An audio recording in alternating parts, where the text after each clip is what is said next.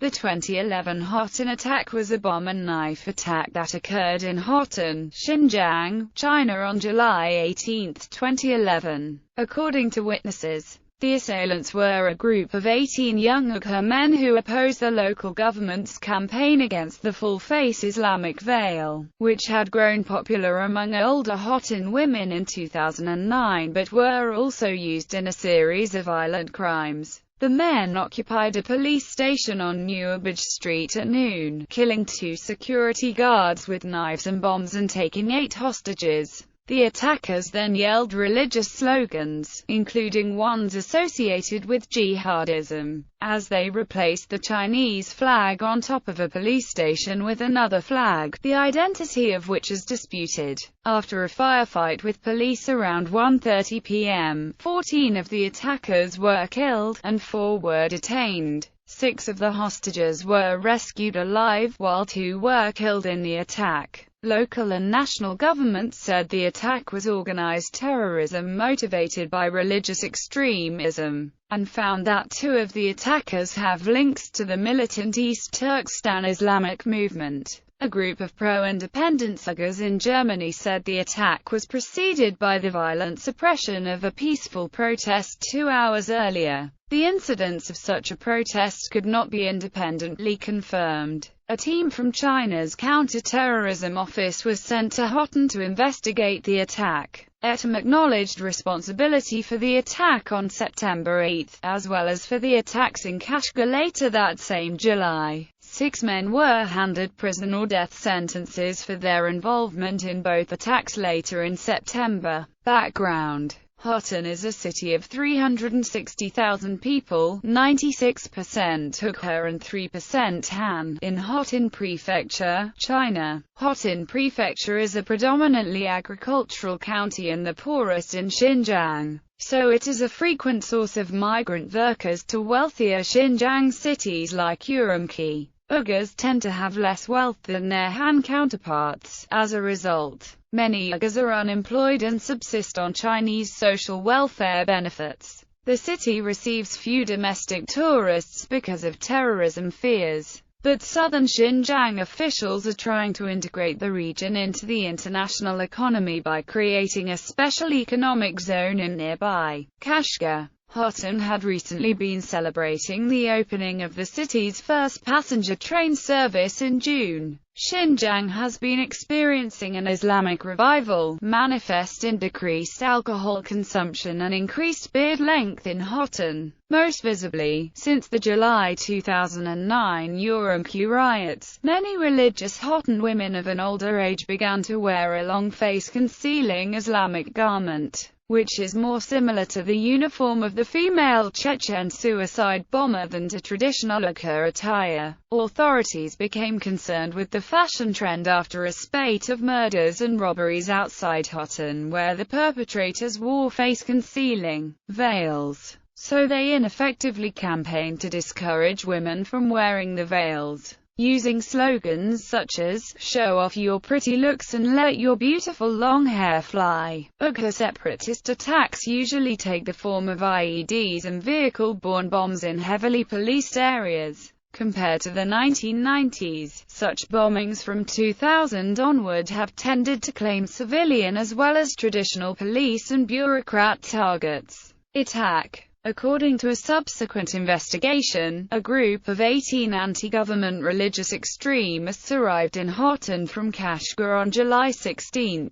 2 days before the attack, they brought several dozen different knives including cleavers, axes and switchblades with them. The men, Uyghurs between the age of 20 and 35, prepared for the attack at the local bazaar, buying materials to create explosives. The attack was executed on July 18, around the Ikhtar Grand Bazaar in the center of Hotan, when the group entered a government building and took several hostages. According to witnesses, the men approached the gates of the Newbridge Street police station around noon with weapons concealed in cardboard boxes, stabbing a Uyghur security guard to death when they got close enough. The guard, Mehmet Eli, was 25 years old and engaged to be married in September. After killing Eli, the men shouted slogans in Uyghur denouncing the government's campaign against the Islamic veil, in what onlookers described as Kashgar and Aksu accents, variously described as terrorists, rioters, or thugs in accounts. The men proceeded to storm the police building wielding Molotov cocktails, knives, and grenades, shouting jihadist slogans such as "Allah is the only God" and "Holy War." They broke into the police station, wherein they took police hostages, smashed computer hardware and furniture, and set fires. 2 Uyghur women submitting forms inside the police office were trapped inside a smoky room before being rescued through the windows by street vendors. The government says the flag was black with white Arabic lettering, the black standard commonly known as the Black Flag of Jihad. Residents interviewed by the Financial Times say it was the blue half-moon flag used by Xinjiang independence advocates, while a resident quoted in the South China Morning Post said it was black with a crescent. Nuwabij police station chief Abdullah Et Maitaniazi was a witness to the attack. He recalled shouting to the men in Uyghur for a peaceful settlement, but receiving Molotov cocktails and rocks in return. One Han paramilitary officer belonging to People's Armed Police Force was killed by a Molotov cocktail when his squad was entering ground level by force. According to Maitaniazi, it was when the attackers were hacking at the civilian hostage's face, nose and ears with knives with intent to kill that police shot 14 of the assailants to death and captured the other 4 for questioning, ending the attack within 90 minutes of the initial break-in. 6 of the 8 hostages were rescued alive, while 2 Han women hostages were hacked to death during the operation, and 4 Uyghurs were hospitalized for non-life-threatening injuries.